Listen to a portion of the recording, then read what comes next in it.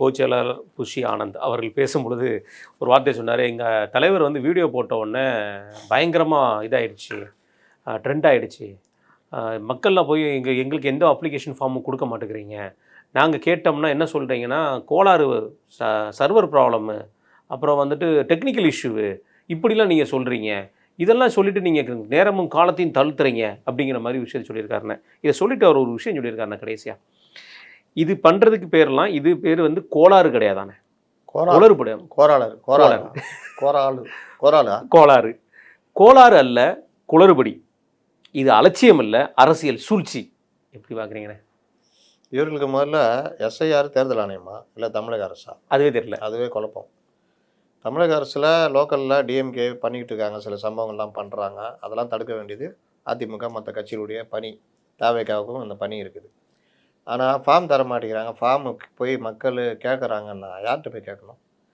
உங்கள் தெருவில் உங்கள் பாகம் என்ன? ஒவ்வொருத்தருக்கும் பாகம் எண்ணு இருக்கும். ஆமாம்.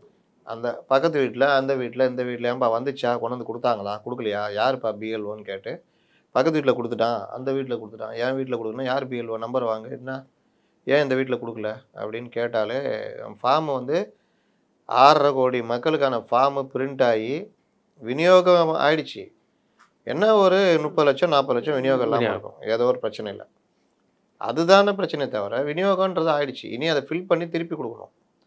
அதுக்கு பிஎல்ஓ சப்போர்ட் பண்ணணும். ஏதாவது தேவைன்னா இது வேணும் அது வேணும் கொடுங்க, அதெல்லாம் நினச்சி கொடுங்க. ஏன்னா பிஎல்ஓ தான் அதை சப்மிட் பண்ணணும். ஆமாம். தப்பாக சப்மிட் பண்ணால் பிஎல்ஓ மேலேயும் பிரச்சனை விடும்.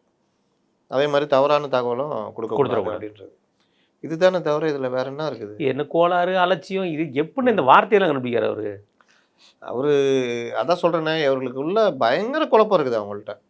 அதாவது இதை வந்து எதிர்க்கணுமா அல்லது என்ன பண்ணணும்? இல்லை, எனக்கு என்னென்னா, பொதுவாக நீங்கள் விசாரி, நீங்கள் வீட்டுக்குள்ளேயே இருந்துக்கோங்க, உங்கள் ஆஃபீஸ்க்குள்ளேயே இருந்துக்கோங்க, தயவுசெய்து வெளியே வராங்க. உங்கள் மேலே இருக்கிற சின்ன சின்ன ஒரு இது கூட, மதிப்பு கூட, நேற்று நடந்த அந்த ஒரு கிட்டத்தட்ட ஒரு மணி நேரம் நடந்த அந்த ஆர்ப்பாட்டமா, அது போராட்டமா, இல்லை கீழே வந்திருக்கவங்களுக்கு ஒரு என்ஜாய்மெண்ட்டா, இல்லை அவங்க விஜயை எதிர்பார்த்து வந்தாங்களா, என்னன்னே தெரியாத ஒரு கூட்டம். அதில் இன்னொரு விஷயம், இவர் ஏன் வெளியே வர மாட்டேங்கிறாரு?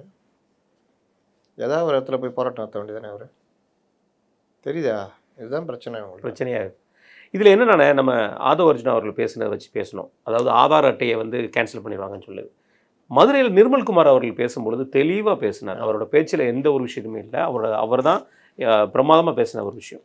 அப்போ அவர் சொல்கிறாரு, இது அவசரப்படாதீங்க, 65 நாட்களில் பண்ண முடியாது, 10 தான் விண்ணப்பம் கொடுக்க முடியும். பண்ணிடுறாங்கல்ல, இதோட அதிக வாக்காளர் உள்ள பீகார்லேயே பண்ணிட்டாங்க. ஆமாம், இப்படிலாம் சொல்லியிருக்காரு. சொல்லிவிட்டு ஒரு வார்த்தை கடைசியாக சொல்லும்போது, ஆதார் அட்டையை இணைங்க, இணைச்சதுக்கப்புறம் பொறுமையாக பண்ணுங்க அப்படின்னு சொல்லியிருக்காரு. இங்கே மதுரையில் இவர், சென்னையில் ஆதவ அர்ஜுனா வாக்காளர் அட்டையிலேருந்து ஆதார் அட்டை கேன்சல் பண்ணிடுவாங்கன்னு.